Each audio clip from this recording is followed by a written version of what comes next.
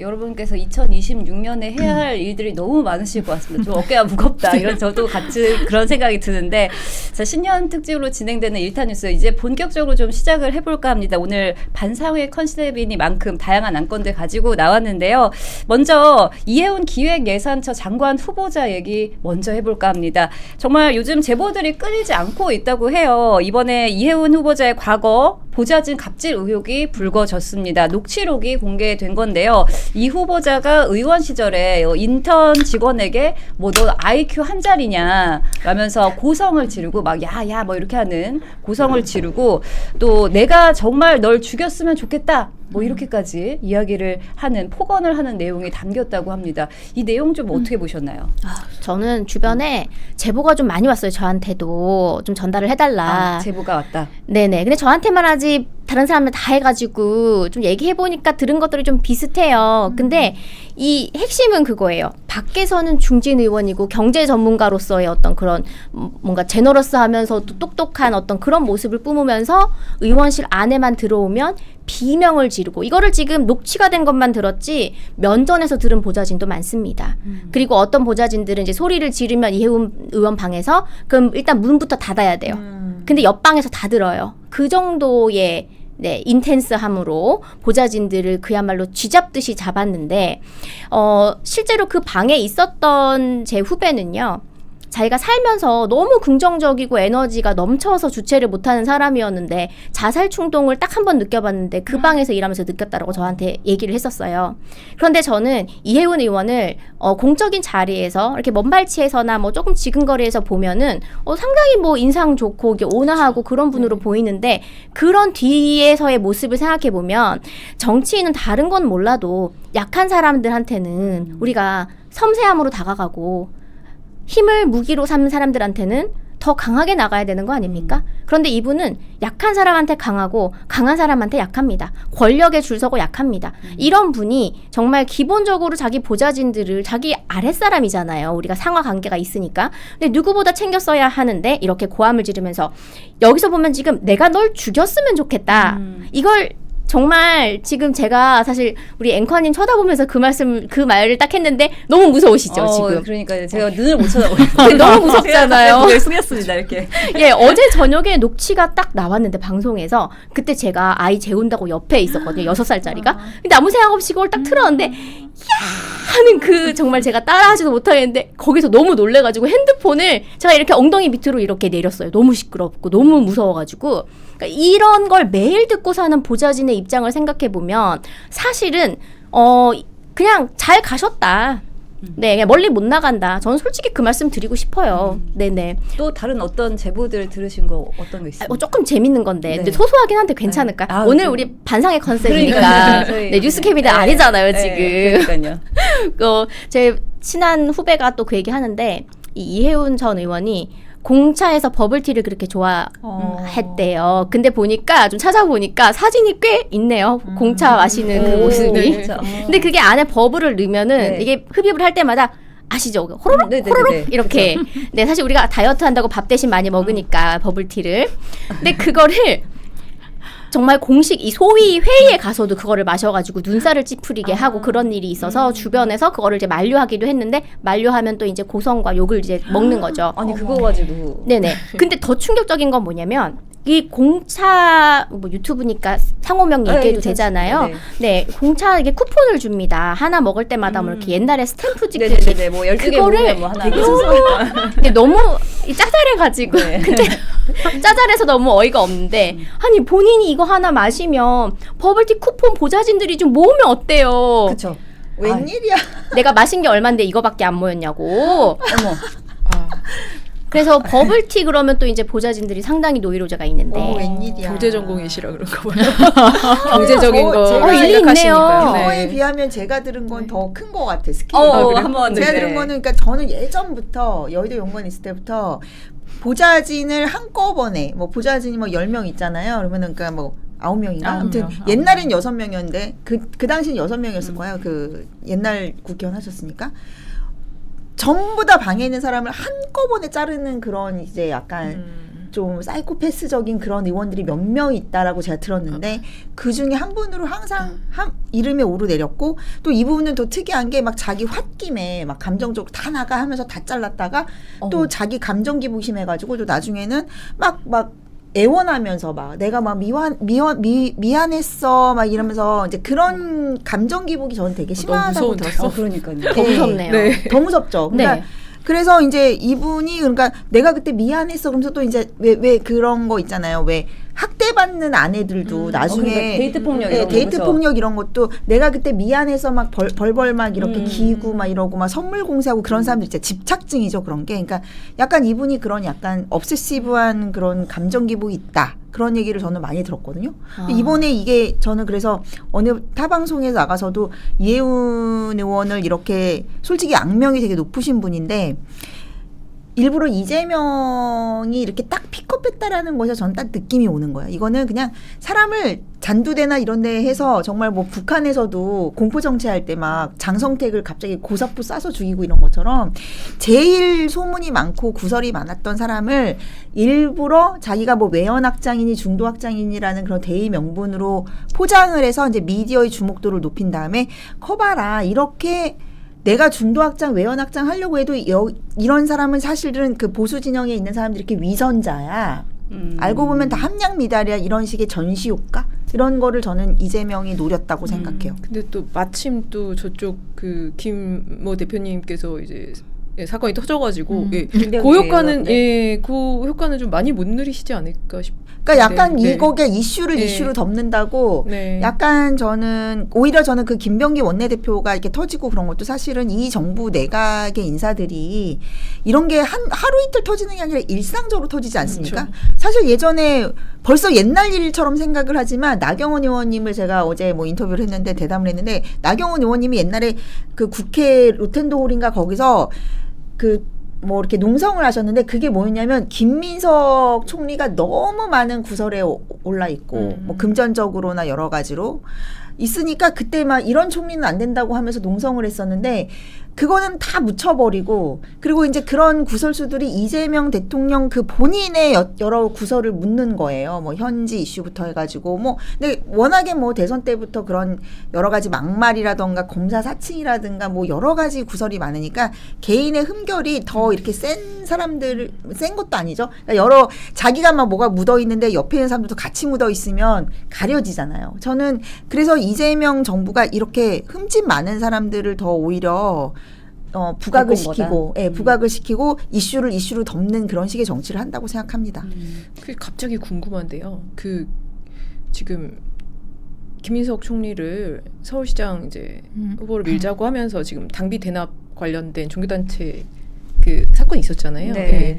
그건 왜 진척이 없는 건가요, 도대체? 이 지선 끝날 때까지 안 하는 건가요? 네, 지금 뭐 민주당 윤리위도 전혀 뭐 풀가동이 안 되는 것 그러니까요. 같고 왜냐하면 우리가 잊어야 될 사람이 그 김민석 총리부터 해서 지금 줄줄이 번호도 그렇죠. 너무 대기하고 네. 있고 윤리위가 너무 바쁠 것 같아요. 그럼요. 왼손 장경태도 있잖아요. 그러니까 아직 그렇죠. 이 손이 예. 어디를 어떻게 만졌는지 몰라요 우리는. 그러니까 장경태 예. 이슈도 다 묻힌 거 그러니까. 같아요. 다 묻힌 거예요. 새로운 게 계속 터지니까. 아니 그 도대체 민주당은 내부에서는 뭐 아무런 기구들 활동을 안 하는 건가요? 저 너무 궁금합니다. 예. 맞아. 우리만 뭐 일간처럼 바빠. 지시했다. 뭐 이것만 나오고 그 다음에 소리 소문 없이 얘기가 들어가 있어요. 저희가 예. 다음에 민주당 패널을 한번 모셔야겠네요. 아, 예, 모셔야 될 것 같아요. 직접 네, 들어보고 예. 싶어요. 직접 지금 저는- 예, 저도 이춘석 그렇습니다. 의원 제명 말고는 없지 않습니까? 결과 나온 게? 맞아요. 그분이 지금 전 재산 4억인가요? 그렇게 신고해놓고 보좌관 명의로 그렇죠. 놀이한 거는 12억. 네. 네, 이것도 도대체 그 많은 돈은 어디서 누가 태웠을까라는 그 궁금증이 아직 해소가 안 됐거든요.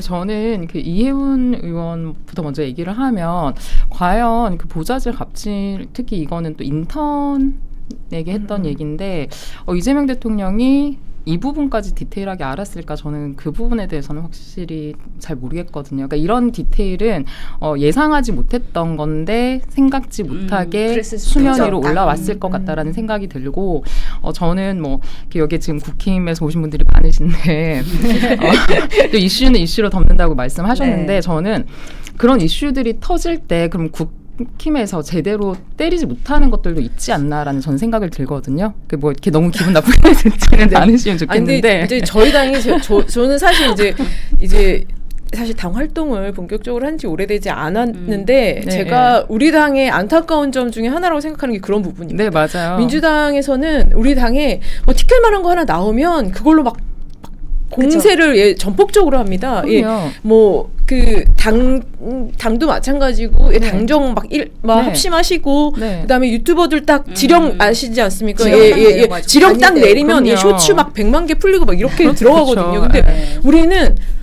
뭐 그중에 이제 한 분이 대표로 막 그거에 대한 문제점을 굉장히 나이스하게 소통원에서 기자회견으로 문제 제기를 하시고 그다음에 니네 빨리 해결해봐 한 다음에 좀 그 뒤에 그걸 잘 못하는 것 같은 거예요. 맞아요. 그래서 이번에는 여러 머리를 좀 잘. 새도 없이 그냥 그렇죠. 거쳐버리는 예. 것 같아요. 그러니까 그걸 이번에, 하면 또 네. 이제 공격을 하는 거죠 반대로. 아니, 이번에도 야 얼마나 니네 좋아요. 내란했잖아. 이걸로 계속 공격을 김병기 하는 거죠. 원내대표도 그렇고 강선우 1억도 그렇고 뭐 칠 게 굉장히 많아요. 너무 근데 많죠. 아무 이야기 안 하고 있다가 갑자기 한동훈 당 게시판 그러니까. 탁 터진. 저는 왜 이 타이밍에 제가 그거를 덮자 이게 이걸, 아니라 그 이야기는 동조하면 안 해야 되는데. 되는 건데 모르겠.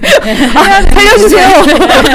왜 저에게 아니 때릴 땐 다 때리고 해야 되잖아요. 그런데 지금 제가 봤을 때는 여당은 정말 야당복이 너무 크다. 그러니까 지금 여당을 견제해야 되는 국민의힘이 그러니까 너무 안 하고 있는 거 아닌가? 그러니까 우리가 뭐 통일교 특검 얘기를 하고 뭘 하자고 얘기를 해도 자꾸 이슈를 덮고 있는데 국힘은 거기에 이슈 메이킹을 못하고 이슈 파이팅을 못하고 끌려가는 거 아닌가? 그거에 제가 대답을 하자면 당 게시판 좋아다. 제가 지금 소개하려고 하신 거죠? 당 게시판이 작년에 터졌는데 그때 해결됐으면 지금 당 게시판 나올 그렇죠. 일이 없죠. 맞아요.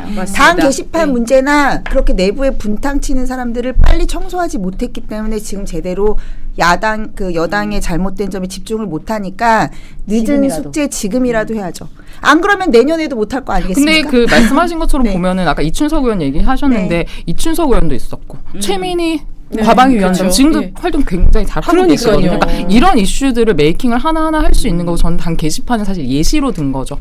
이그잼플의 하나인 그래서 제 건데 말은 이런 부정적인- 이그잼플들이 예. 굉장히 많은데 그럼 이슈 파이팅을 정말 제대로 잘 하고 있느냐. 그러니까는 예를 들어서 우리는 뭐 과반석이 안 되기 때문에 하기 어렵습니다. 그게 아니라 사실 야당의 역할은 그 여당을 견제하는 거예요. 그러면 민심을 읽어서 여론을 만들어갈 수 있어야 되는 건 과연 그걸 잘 하고 있는가? 민심을 제대로 읽고 있는가? 지금 계속 질문을 하는 게 그거죠. 장동혁 대표는 그 민심을 어느 쪽에서 읽고 있는가? 그 민심을 제대로 반영하고 있는가에 대한 질문을 해야 된다라고 저는 보거든요. 우리가 시기적으로 이 25년 말까지는 내부 결속을 중점적으로 그러니까 목표로 삼았던 것이고 이제 새해부터는 새해 비전으로 나아가겠노라고 했고 당원 내부 결속 잘 게시판은 되고 있다고 생각하세요? 내부 안에서는 사실 궁금해서. 이제 시작인가요?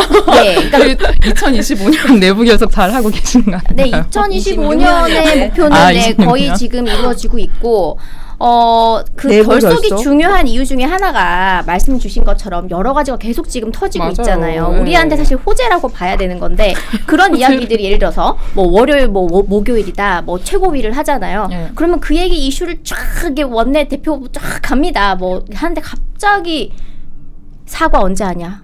우리 사과해야 의뢰 됩니다.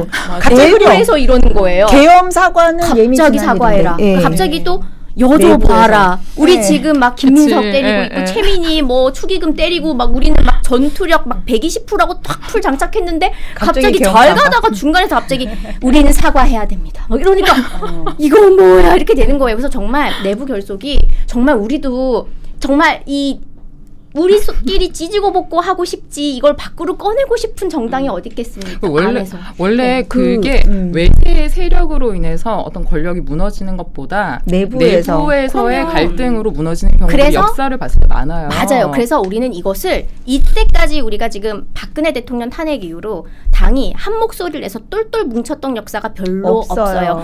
공천 시즌만 되면 엎어서 비대위. 그렇죠. 뭔가 이 공무원 정당처럼 흘러갔던 것도 우리 모두 인정하잖아요. 그 내부 결속 그러면 언제 하나요? 그래서 2026년부터 지금 하고 있습니다. 하고 있습니다. 네, 지금 정말 우리가 뻥 터지게 하고 있고 커밍슨. 그 사실 아, 이제 저는- 그 이혜원 의원 관련해서 한 말씀 더 드리자면 사실 이혜원 의원이 지금 이제 그 자아 비판하시면서 네. 내란이라고 말씀을 하셨잖아요. 네, 내란을 네. 뭐 반성한다 네, 뭐 이렇게 그렇죠. 말씀하셨는데요. 저는 그거부터가 이제 정치 이슈화해서 그분을 뭐 영입하려고 한 것이다라고 생각하는 게 사실 이거 내란이라고 확정을 하는 아직 맞아요. 되지가 않았어요, 법적으로. 예, 계엄을 한 것은 사실이지만 이 계엄이 내란인지 여부에 대해서 지금 재판을 하고 있지 않습니까? 그리고 그 계엄 자체에 대한 판단 때문에 정치적 책임을 지고 대통령이 지금 탄핵 심판 그쵸. 절차를 거쳐서 물러나게 된 것은 맞지만 이것이 내란인지 여부에 대한 판단을 지금 법원에서 하고 있는 거거든요. 그런데 그 자체에서 계엄에 대한 사과를 하지 않은 것 혹은 옹호한 것 이것에 대해서 뭐 발언을 하셨다면 저는 이분이 어떤 정치적인 신념보다는 정말 실리 때문에 장관을 받아들이려고 하신 거구나 하고 속을 뻔도 했어요. 근데 그날 딱 출근하시자마자 그것도 이 대통령이 빨리 자비판하라 이런 얘기가 나오자마자 출근하시면서 바로 내란은 잘못됐다고 말씀하셨거든요. 내란이라고 얘기하는 것 자체가 단정적으로 잘못된 단어를 사용하고 있는 거예요. 그렇죠. 근데 우리 당이 그거를 사실은 좀 마음에 짐이 있는 거죠, 사실. 그러니까 그 부분만 계속 언급해서 같이 논의하고 싶지 않기 때문에 안 하는 거예요. 다른 이야기할 게 너무 많기 때문에. 근데 저는 이 얘기를 꼭 너무 하고 싶습니다. 내란으로 확정되지 않았어요. 근데 왜 자꾸 내란이라고 하는 겁니까? 그거는 두 가지 문제가 있어요. 첫째는 무죄 추정의 원칙에도 반할 뿐만 아니라 법치를 완전 무시하고 맞습니다. 인민재판을 하겠다는 거고 그것에 대해서 당이 똘똘 뭉쳐가지고 공격해야지 그게 단일 대우인데 오늘 오세훈 시장 어떻게 했습니까? 아침에 신년사에 나와가지고 재뿌리듯이 갑자기 계엄 사과를 장동혁 지도부에 요구를 해요. 그러니까 이거야말로 해당 행위고 저는 굉장히 그 내부 결속을 저해하는 자해 행위라고 생각을 하고요. 지선에 있어서도 굉장히 안 좋은 영향을 미칠 거라고 생각하고 두 번째로는 사법재판에 있어서 모든 절차가 다 무너지고 법치를 그 과정상에 있어서 듀 프로세스가 무너지는 것에 대해서도 또 단일 대우로 공격을 해야 되고 설사 그러니까 재판부의 그런 어떤 결과가 나오든 간에 재판부가 만약에 오염돼 있거나 그 과정이 오염돼 있으면 그것에 대한 법치 수호의 문제 제기를 해야 되는 것이고 그것을 지금 하겠다는 게 장동혁 대표 아닙니까? 필리버스터뿐만 아니라 이번에 헌법소원에 있어서도 본인이 변론을 하겠다고 했어요. 그러니까 그 아젠다로 지도부가 치고 나갈 때 장동혁 지도부가 치고 나갈 때 이미 당원들이 똘똘 뭉쳐가지고 레거시나 올드미디어가 지지하지 않는 장동혁이라는 사람을 선택했을 때는 이미 당심과 민심이 거기에 있는 겁니다. 그런데 그것에 대해서 똘똘 뭉쳐야 되는 것을 구조적으로 그런 기성매체 카르텔이라고 얘기하고 싶은데 그런 여러 주류도 아닌 소수의 계파 정치를 하는 사람들이 이리저리 굉장히 두더지 날뛰듯이 하고 있으니까 오세훈계가 날뛰어 한동훈계가 날뛰어 그 사람들이 이렇게 일사불란한 단일 대우로 자기들의 어떤 아젠다를 푸시하는 것도 아니에요. 그냥 자기들의 계파적 이익을 위해서 장동혁 지도부를 흔드는 식으로 구조적으로 가고 있기 때문에 단일 대우가 안 되는 겁니다. 그러면 그 구조를 청산하기 위해서는 결국에는 당원 민주주의, 더 강한 정당, 당원 중심주의의 풀뿌리 민주주의 민심으로 이것에 대한 판단을 내려줘야 되는 거예요. 저는 그렇게 생각합니다. 저는 말씀하신 것 중에 이렇게 이해훈 의원에 대한 내란 표현. 근데 사실 본질은 내란이 확정이 되지 않았는데 내란이란 워딩을 썼느냐 안 썼느냐 전 그건 아니라고 보거든요.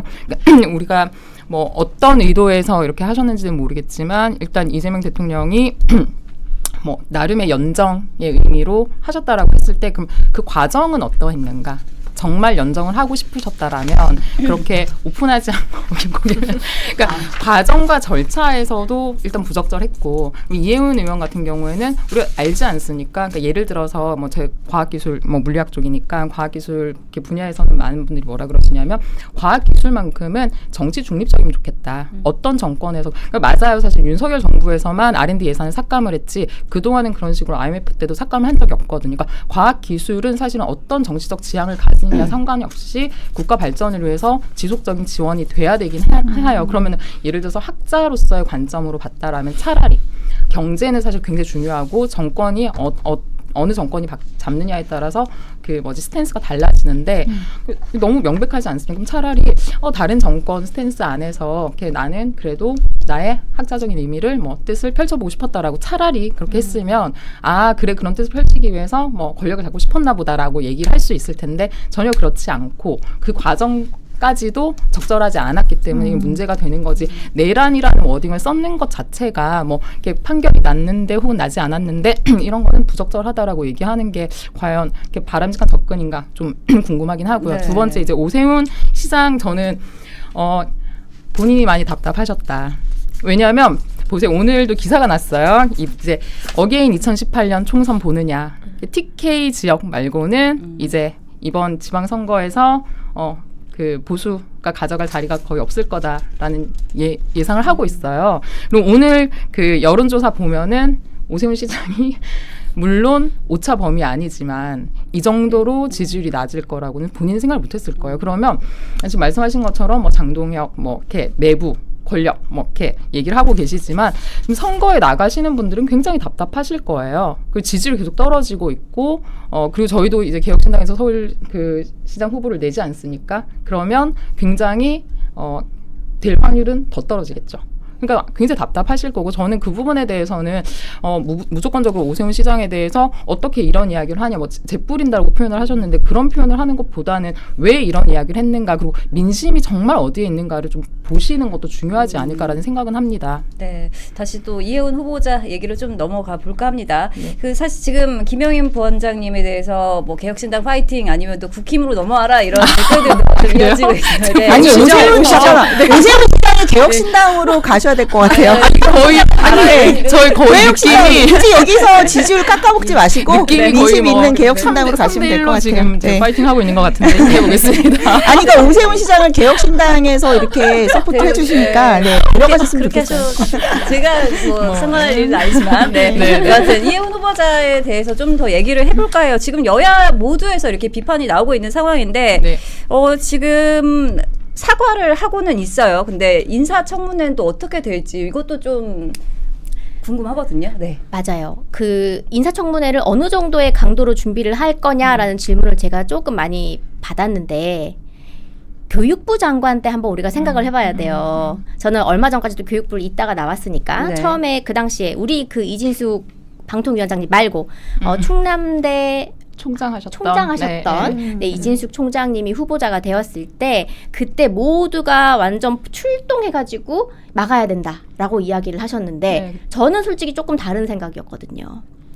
이분을 왜 굳이 올려보냈을까? 우리 쪽에 더 가까운 사람으로 저는 알고 있었는데 근데 역시나 결과적으로 보면은 그분을 낙마시키고 나서 더 센 사람 맞잖아요. 전교조 활동하고 방북 이력 16번 있던 북한 16번 갔던 사람이 네네. 지금 교육부 장관이에요. 근데 지금 우리 고교 학점제 여러 가지 입시 문제들 산적해 있는데 수능 난이도까지 그런 얘기 이런 방구도 없고 갑자기 민주 시민사회 교육한다고 하고 있고 그러니까 정말 그러니까요. 예, 이런 걸 생각해 보면 과연 이혜훈 전 의원이 전부일까? 그 뒤에 다른 선수가 기다리고 있는 게 아닐까라는 것도 우리가 한번 생각은 해봐야 되는 거였거든요. 다음 타자가 또 있다. 네네네네. 그리고 지금 가장 우리 당이 어떻게 보면 약한 고리를 건드린 거예요. 이분의 족적을 보면은 삼성까지는 그야말로 꿀지였고 서초가 네 우리 동네. 그래서 저 알거든요. 우리는 커뮤니티 같은 데서 아파트 이렇게 단지 내에서 자연스럽게 우파 사상을 얘기할 수 있습니다. 다 빨강이거든요. 네, 그런 데서 3선 하시고 그 뒤에 이제 지역구로 옮기면서 계속해서 4번을 연달아 떨어지셨던 분이에요. 그러면은 이렇게 높은 곳에 있다가 갑자기 내려온 지가 지금 벌써 수년이 됐고 이게 약한 골이란 말이에요. 그렇다고 당성이 강하느냐라고 물어보면은 경제학자 출신이 뭐 KDI 출신이 뭐 다 무조건 뭐 중도적이거나 우파 사상이 없다고 말할 수는 없지만 이분은 보면은 계속해서 정권 따라 다니셨던 분이기 때문에 그리고 우리의 지금 중진이고 우리의 어떻게 보면 좀 강한 강세가 그래도 있는 지역구 중구 성동을 네, 그 지역구잖아요. 그러면은 이분을 그냥 싹 건드려서 데리고 옴으로써 우리에게 사실은 가장 큰 타격을 입힌 거고 그죠? 그리고 경제관 자체도 이재명 대통령하고 맞느냐? 저는 청문회에서 제1 질문은 호텔 경제학 어떻게 생각하십니까? 예. 그럼 그분 입에서 어떤 말이 나올까? 아까 말씀하셨듯이 뭐 내란 잘못했다 이거보다 더 꿀잼각이거든요. 호텔 경제학을 그분의 입으로 직접 옹호하는 발언을 듣는 게 이 청문회의 꿀잼각이다. 정말 네네. 입증하시면 어떡합니까?